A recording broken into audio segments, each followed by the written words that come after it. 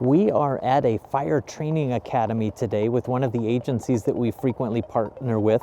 It's about 6 degrees outside, and we are getting ready to burn these wooden structures that you see here.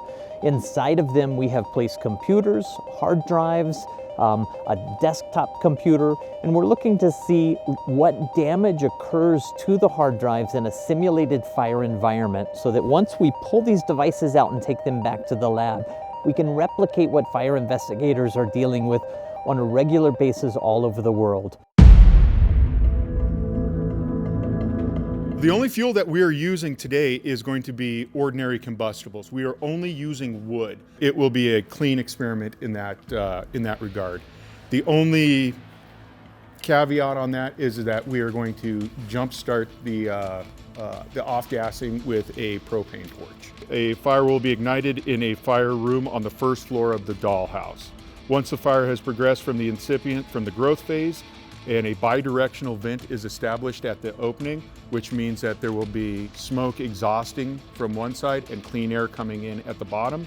What we have here today are a number of devices that contain internal hard drives that store media on the device themselves. Of the different devices that we have are a few laptops.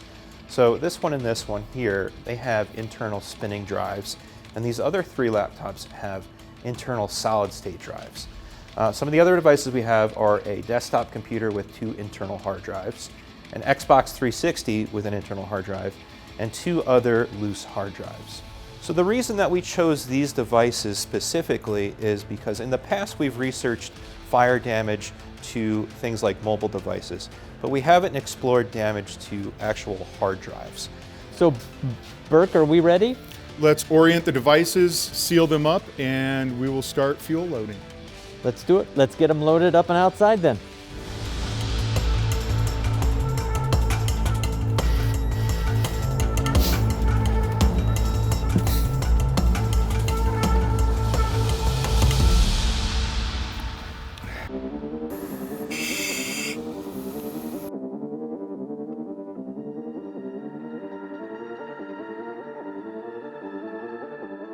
In a normal house, we would have very limited smoke coming out.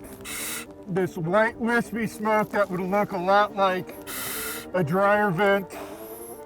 As we see, the smoke is going to start darkening up here in a minute.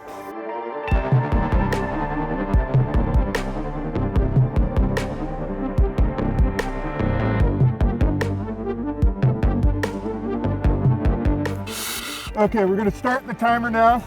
The heat release rates remain constant, so the burn temperatures will be the same as full scale. The fire will progress faster from the incipient phase to the fully involved phase because there are limited passive fire control measures in these structures, such as drywall and compartmentalization. The roof vent will be opened. In structure fires, at some point in time, most fires will self-vent. Either a window will break or it will burn through the roof.